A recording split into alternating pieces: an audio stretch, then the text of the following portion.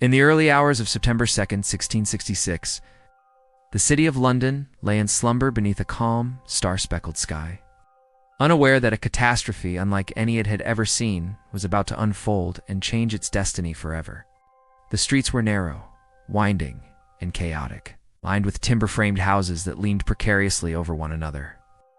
Their overhanging upper stories forming dark tunnels that trapped heat and smoke before the flames even arrived. In Pudding Lane, a bakery's oven glowed warmly, baking bread for the morning market, completely oblivious to the disaster that would soon emerge from its fiery heart. A spark ignited the straw scattered on the floor, and in that moment, the first thread of what would become an unstoppable inferno was woven into the city's history. At first, it appeared minor, it's almost inconsequential, a flicker that any attentive baker could have stamped out within seconds.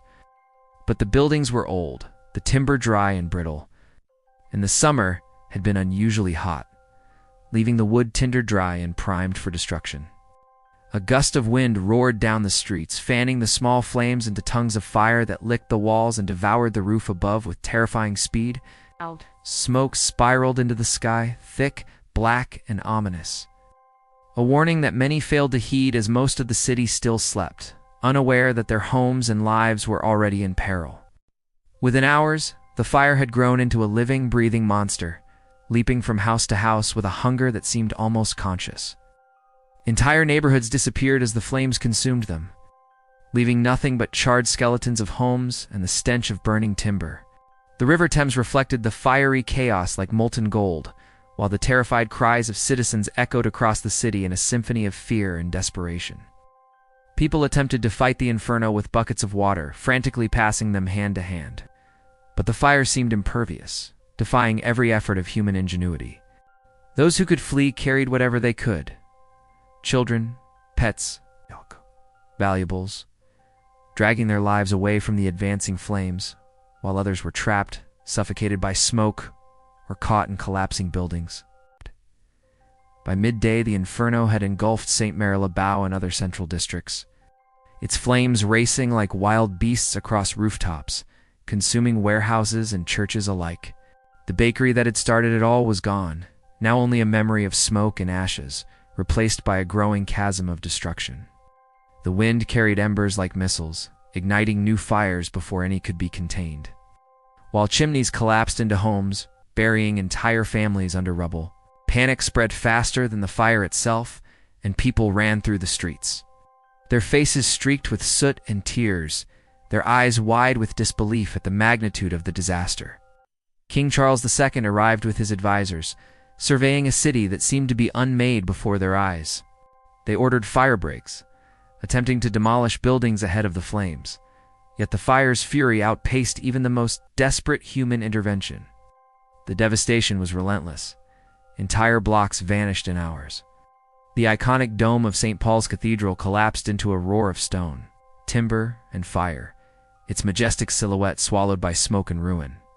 Church spires twisted into the sky, then fell, hurling molten debris into already smoldering streets. By the second day, the smoke could be seen for miles, a dark curtain blotting out the sun and plunging neighborhoods into twilight.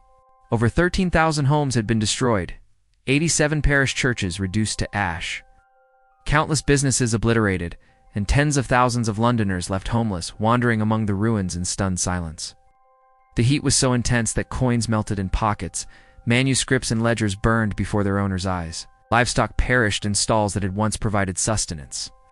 Animals fled the streets in terror, terrified by the roar, while some perished, trampled, or consumed by the inferno. The fire raged for 4 days, unstoppable, fanned by wind and human panic alike. Each night bringing new horror as embers rained down like fiery snow, igniting what little had survived. People huddled in fields on the outskirts, watching their homes crumble in golden, furious waves, helpless against the power of a disaster that seemed to come from the heavens themselves. By September 6th, the fire finally began to die.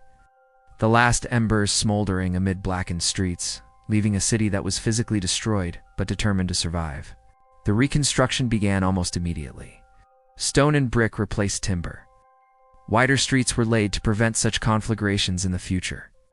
Sir Christopher Wren redesigned St. Paul's Cathedral, giving the skyline a new icon that still dominates London today. The Great Fire of London became both a tragedy and a turning point, a moment when human fragility and resilience collided, leaving scars, stories, and lessons that would endure for centuries. Even now, historians reflect on how a single spark, a flammable city, a hot summer, could combine to create one of the most devastating and transformative disasters in European history. It is a story of chaos, survival, and rebirth. A reminder that even in the face of overwhelming destruction, a city can rise again, stronger and wiser, forged in fire and memory. The Great Fire of London was not merely an accident. It was a trial by flame, a lesson written in smoke, and a warning to all generations that follow. Like and subscribe so you don't miss even more interesting historical facts.